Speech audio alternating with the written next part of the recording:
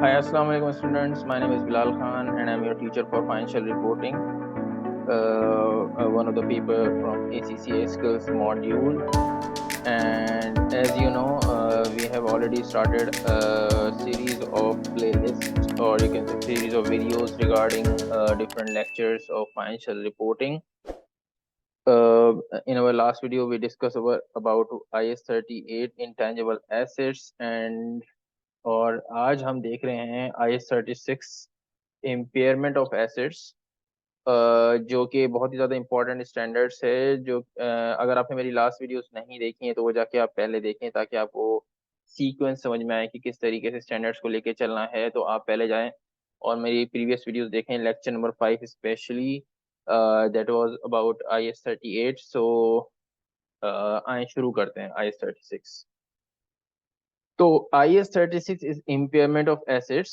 Impairment मतलब ये होता है कि एसेट कम हो रहा है, उसकी वैल्यू में कमी आ रही है, और IS 36 को डील करता है।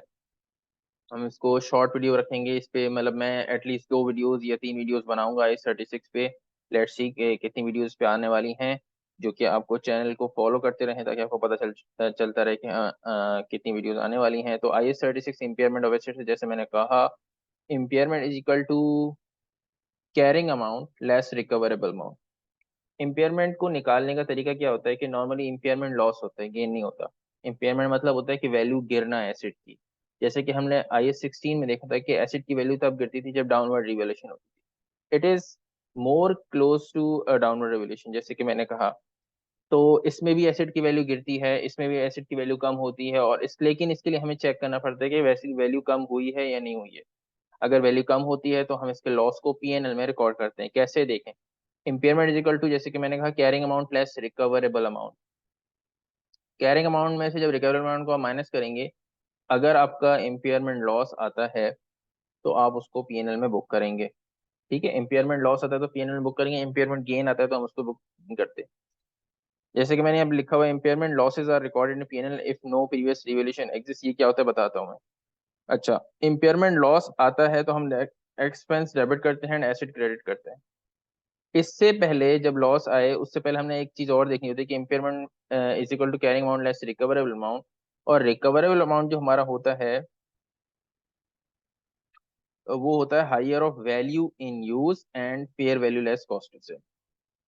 वैल्यू इन यूज मतलब यूज करने से जो उसकी वैल्यू बनेगी, यानी कि फ्यूचर कैश फ्लो से। जैसे कि इसका फॉर्मूला है present value for all future cash flows continuing use. जब आप उसको यूज करेंगे, जो भी उसमें डिस्पोजल प्रोसीड्स होंगी, क्योंकि यूज करेंगे अगर आप उसको बाद में बेच रहे हैं, उसमें डिस्पोजल प्रोसीड्स होंगे, वो भी आप उस कैश फ्लो के अंदर ले लेंगे जब इसकी कैलकुलेशन करेंगे वैल्यू इन यूज की।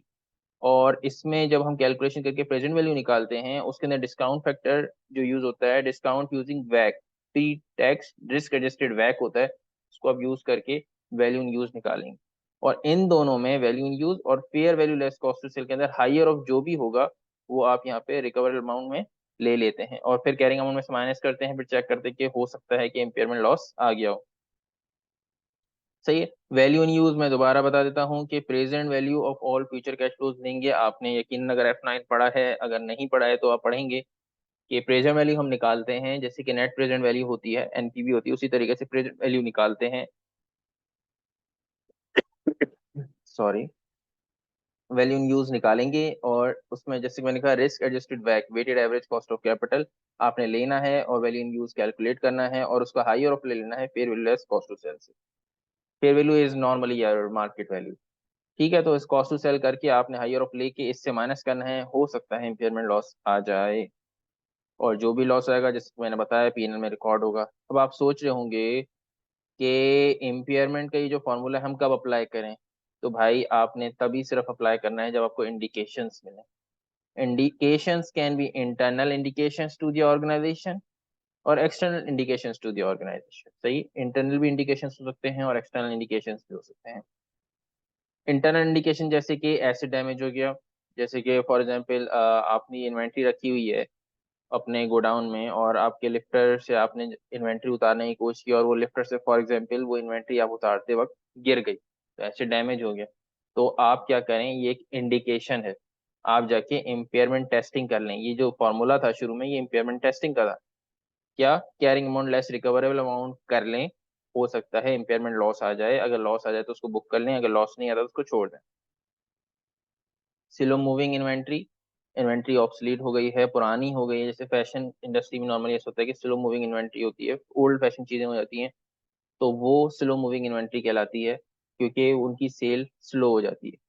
वो हो गई। रिजल्ट्स बिलो एक्सपेक्टेशन हो गए, आपने कुछ एक्सपेक्ट किया था, रिजल्ट कुछ और आ गए। इंटेंशन टू सेल डेवलप हो गई, ये भी एक इंडिकेशन है, क्योंकि आप नॉर्मली अपनी रियल लाइफ में भी देखें, अगर कोई चीज आप बेच रहे हैं तो नॉर्मली एक सवाल होता है कि हम इसको क्यों बेच रहे हैं, या बायर आपसे पूछ रहा है आप ये चीज क्यों बेच रहे हो। कोई ना कोई वजह हो सकती है, या तो वो आउटडेटेड हो गया है, या फिर वो पुराना हो गया है, या उसमें कोई प्रॉब्लम है, तभी आप उसको बेच रहे होते हैं। एक नॉर्मल सा फिनोमेना है। तो इंटेंशन टू सेल डेवलप हो गई है, तो वो भी एक इंटरनल इंडिकेशन है। ये तो ये तीन चार जो चीजें मैंने आपको बताई हैं इंटरनल इंडिकेशन है। अगर ये होती हैं तो आप जाके इम्पेयरमेंट टेस्टिंग कर लें, हो सकता है एसेट इम्पेयर हो गया हो। इसके अलावा एक्सटर्नल इंडिकेशंस भी होते हैं, जैसे कि टेक्नोलॉजिकल एडवांसमेंट्स हो गई। फॉर एग्जाम्पल आप पहले विंडोज एक्सपी यूज करते थे, अब विंडोज 10 और 11 और 12 भी आने वाली है, तो ये टेक्नोलॉजिकल एडवांसमेंट है। तो आप जाके इसको इम्पेयरमेंट टेस्टिंग कर सकते हैं, और हो सकता है आपका एसेट इम्पेयर हो गया। इसी तरह इंक्रीज इन इंटरेस्ट रेट्स भी एक इंडिकेशन है, change in taste and fashion, increases in competition, अगर कंपटीशन भी बढ़ता है तो भी ये एक external indication to the organisation है। डिक्रीज इन मार्केट वैल्यू और रिसेशन, ये भी सारे एक्सटर्नल इंडिकेशंस हैं। अगर आपको इसके बारे में जरूर मजीद जानना है, या आपको इसमें कोई कंफ्यूजन है, तो हम मुझसे पूछ सकते हैं। मैंने वैसे यहाँ पे एक लिस्ट डाउन कर दी है। नॉर्मली यही सिम्टम्स होते हैं। अगर आपको फर्दर कोई गवर्नमेंट इंक्वायरीज हैं तो आप नीचे कमेंट कर सकते हैं, कोई भी क्वेश्चन हैं आपके तो ये इंडिकेशंस होते हैं, तभी हम जाके इम्पेयरमेंट टेस्टिंग करते हैं। हो सकता है कि लॉस आ जाए और हमें इसको बुक करना पड़े। Impairment losses are recorded in PNL, PNL में रिकॉर्ड होते हैं if no previous revaluation exist. जी, जैसे डाउनवर्ड रिवैल्यूएशन में हम क्या करते थे कि अगर पहले अपवर्ड रिवैल्यूएशन होती है और रिवैल्यूएशन रिजर्व के अंदर कुछ गेन पड़ा हुआ है, तो उसमें हम क्या करते थे, उसका रिवर्सल की एंट्री बनाते थे, रादर देन हम उसको डायरेक्टली पीएनएल में रिकॉर्ड करते। तो इधर भी ऐसे ही करेंगे। इधर भी हम पहले, जब भी पीएनएल में हम रिकॉर्ड नहीं करेंगे डायरेक्टली, हम देखेंगे अगर रिवैल्यूएशन रिजर्व में कौन सा वाला IS16 का अगर कुछ गेन पड़ा हुआ है, तो हम इसको वहां से रिवर्ट करते हैं। जी हाँ, बिल्कुल। IS16 का कोई भी रिवैल्यूएशन गेन अगर आपके पास पड़ा है, तो इम्पेयरमेंट लॉस बुक करते हुए भी हमने चेक करना है कि कहीं कुछ पड़ा हुआ तो नहीं है, क्योंकि हम वहां से रिवर्स करने की इजाजत देता है हमें IS36। Hopefully you are getting to it, और आपको समझ में आ रहा है। अच्छा जी, एक चीज और मैं इस वीडियो में बताता चलूं कि ये तो वो इंडिकेशन से जिनकी बेसिस पे हम इम्पेयरमेंट टेस्टिंग करते हैं फॉर सर्टेन एसिड्स।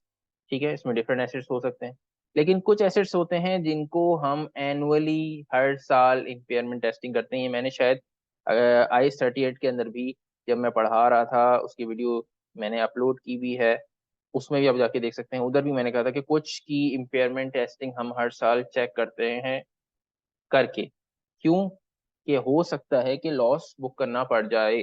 तो कुछ एसेट्स ऐसे होते हैं कि हर साल हमें एनुअली, हर साल या एनुअली पर एनम हमें उसकी इम्पेयरमेंट टेस्टिंग करनी पड़ती है, कि हमें चेक करना होता है कि कहीं इम्पेयरमेंट लॉस तो नहीं आ रहा, चाहे इंडिकेशन हो या ना हो, इनकी करनी ही करनी है। कौन से एसेट्स होते हैं? Intangible assets with indefinite useful life, जिनकी कोई लाइफ नहीं होती। जैसे मैंने IS38 के अंदर विंडोज की एग्जांपल दी थी। इंटेंजिबल एसेट अंडर डेवलपमेंट, ये भी मैंने उधर पे भी एग्जांपल दी थी। जैसे कि अगर कोई एसेट अंडर डेवलपमेंट है, उसको फेजेस ऑफ डेवलपमेंट है, अगर ड्यूरिंग दैट पीरियड अगर हम उसको हम हर साल टेस्ट कर रहे होते हैं कि कहीं ड्यूरिंग डेवलपमेंट तो इम्पेयर नहीं हो गया। And in last goodwill under business combination IFRS 3 consolidation के अंदर भी गुडविल को भी हम हर साल चेक करते हैं, कहीं ऐसा तो नहीं है कि बिजनेस का जो नेम है वो कम हो गया है या उसके अंदर इम्पेयरमेंट आ गई है। तो हम उस तरह की चीजों को भी impairment as a impairment loss book कर रहे होते हैं। आज हम इस वीडियो में यहीं तक रखेंगे। अगर आपने चैनल को लाइक शेयर और सब्सक्राइब नहीं किया है, तो लाइक शेयर और सब्सक्राइब कर लें, और अपने फ्रेंड से भी वीडियो शेयर किया करें ताकि उनकी भी हेल्प हो सके। नेक्स्ट वीडियो में हम जाने वाले हैं रिवर्सल ऑफ इम्पेयरमेंट, तो नेक्स्ट वीडियो भी देखना मत भूलिएगा और इस वीडियो को भी ज़रूर देखिएगा ताकि आप एक तरह से मोमेंटम बनता रहे, क्योंकि सारी जो वीडियोस हैं मेरी वो एक सीक्वेंशियल फॉर्म में हैं। अगर आप सीक्वेंस में देखेंगे तो आपका इजीली कोर्स कवर हो जाएगा।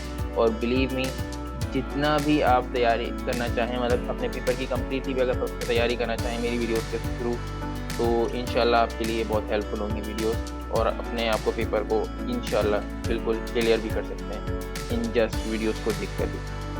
तो यहाँ तक रखते हैं जैसे कि मैंने कहा, और नेक्स्ट वीडियो में मिलते हैं again with IAS 36। Till then goodbye, Allah.